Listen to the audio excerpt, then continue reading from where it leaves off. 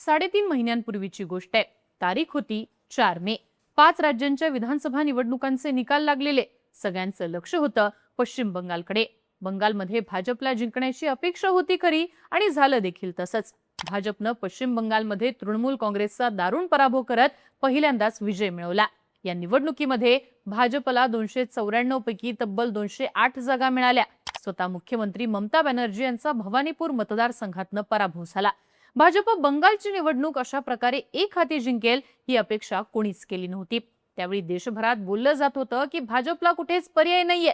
भाजपनं ज्या प्रकारे बंगाल जिंकलंय त्याचप्रमाणे पुढच्या वर्षी उत्तर प्रदेश आणि भाजप 2029 मध्ये लोकसभा देखील जिंकेल।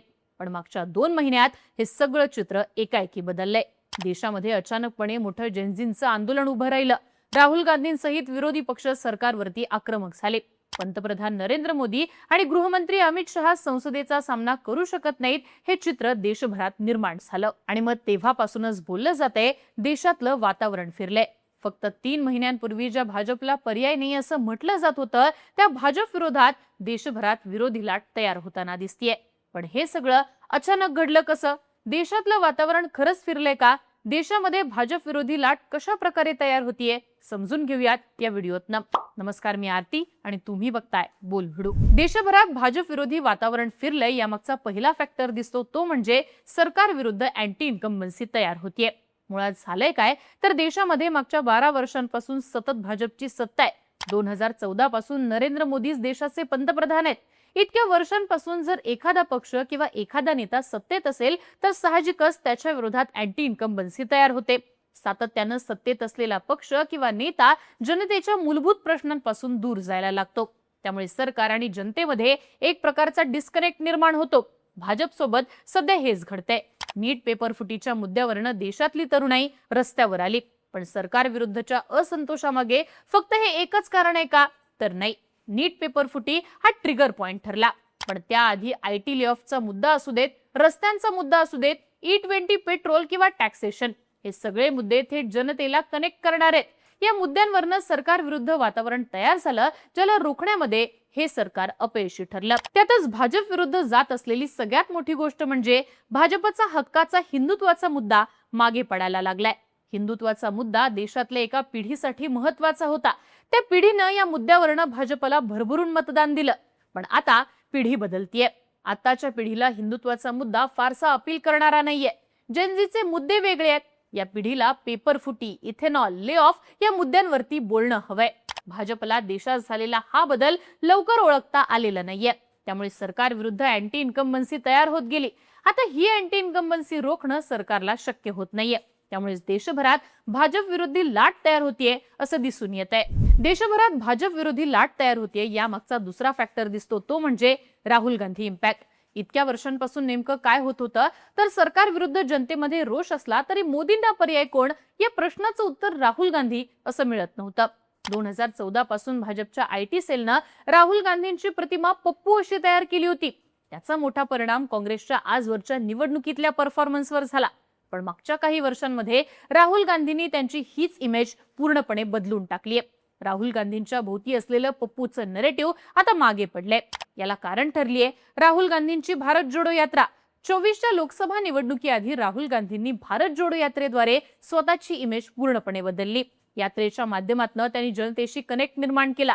महत्त्वाचं म्हणजे राहुल गांधी आता अशा मुद्द्यांवर बोलतायत जे मुद्दे सर्वसामान्यांच्या दृष्टीने अत्यंत महत्त्वाचे आहेत। 2014 पासून राहुल गांधी हे अंबानी, अदानी, हिंडेनबर्ग, राफेल विमान अशा मुद्द्यांवरती बोलत होते। ते मुद्दे देखील महत्त्वाचे आहेत, पण ते थेट जनतेला कनेक्ट होणारे नव्हते। त्यामुळे राहुल गांधी जनतेची भाषा बोलत नाहीत असं चित्र काहीसं निर्माण झालेलं। पण आता मात्र राहुल गांधी काय करतायत तर ते पेपर फुटीवर बोलतायत, ते आरक्षणावर बोलतायत, ते जातीय जनगणनेवर बोलतायत। त्यांनी वोट चोरीचा, टॅरिफचा मुद्दा उपस्थित केलाय। हे मुद्दे आता असे मुद्दे आहेत जे थेटपणे लोकांशी संबंधित आहेत। 24 नंतर राहुल गांधी यांचं हे रूप देशाला दिसायला लागले। त्यांचं हे दुसरं वर्जन जनतेला कनेक्ट व्हायला लागले। या सगळ्यामध्ये भाजपच्या आयटी सेलनं मात्र आपली भाषाच बदलली नाही। काळानुरूप राहुल गांधींनी काँग्रेस पक्षानं आपल्या स्टाईलमध्ये जो बदल केलाय तो बदल भाजपला करता आलेला नाहीये। हे भाजपला अलीकडे लक्षात यायला लागले। त्यामुळे भाजपनं अलीकडेच अमित मालवीय यांना तब्बल 11 वर्षांनी आयटी सेलच्या प्रमुख पदावरनं हटवले। पण आता मात्र या सगळ्याला बराच उशीर झाल्याचं दिसतंय, कारण राहुल गांधींनी विरोधाची स्पेस कॅप्चर केली आहे. देशभरात भाजप विरुद्ध वातावरण फिरले ते यामुळेच. देशभरामध्ये भाजप विरोधी लाट तयार होतीये, यामागचा तिसरा फॅक्टर दिसतो तो म्हणजे ऍक्शन मधनं रिॲक्शन. 14 पासून म्हणजे मोदी शहांच्या काळामध्ये भाजपच्या राजकारणाची स्टाईल पाहिली तर एक गोष्ट लक्षात येते. भाजपकडनं आधी ऍक्शन घेतली जायची, ज्यावरती विरोधकांची रिॲक्शन यायची. भाजपकडनं नरेटिव्ह तयार केलं जायचं, विरोधक त्याला प्रत्युत्तर देत बसायचे आणि त्यामध्ये स्ट्रॅप व्हायचे. ऑपरेशन सिंदूर ते सर्जिकल स्ट्राईक, राम मंदिर ते कलम 370 असेल, सरकारनं घेतलेल्या ऍक्शनला विरोधक उत्तर देत होते. विरोधकांनी स्वतःचा मुद्दा पुढे आणला आणि त्या माध्यमातून सरकार अडचणीत आलं असं फार क्वचितच घडलेलं. भाजप हा स्वतःच्या पिचवर खेळत होता, ज्यामुळे त्यांचं काम सोपं होत होतं. पण आता मात्र हे चित्र बदलायला लागले. आता विरोधक स्वतःचे मुद्दे आणतायत, ज्याला सरकारला उत्तर द्यावं लागतंय. 2024च्या लोकसभा निवडणुकीत विरोधकांनी संविधान बदलाचं नरेटिव्ह आणलं. ही विरोधकांची ऍक्शन होती, ज्यावर भाजपला रिॲक्शन द्यावी लागली. याचा फायदा अर्थातच विरोधकांना झाला. 24च्या निवडणुकीत भाजपच्या जागा कमी झाल्या. आता झालेल्या जेनझी आंदोलनानंतर विरोधक अमित शहांविरोधात आक्रमक झाले. विरोधकांनी विद्यार्थ्यांवरच्या लाठीचार्जचा, पॅलेट गनचा मुद्दा हा मोठा केला. या मुद्द्यांवर भाजपला रिॲक्ट व्हावं लागलं. भाजपची नेमकी अडचण इथेच व्हायला लागलीय. विरोधकांनी पेपर फुटीचा मुद्दा उपस्थित केला आणि त्याला काउंटर करायला भाजपनं वंदे मातरमचा मुद्दा आणला. पण हे मुद्दे काही जनतेला अपील करणारे नाहीयेत, त्यामुळे भाजप आणखीनच ट्रॅप व्हायला लागलंय. सरकार ज्यावेळी विरोधकांनी ठरवलेल्या मुद्द्यांवर रिॲक्ट करायला लागतं, त्यावेळी विरोधक सरकारवरती वरचढ ठरायला लागतात. सध्या हेच घडतंय. देशात भाजप विरोधाची लाट तयार व्हायला लागलीय, यामुळेच. पण या सगळ्याचा अर्थ भाजपकडचे सगळे पर्याय संपलेत का?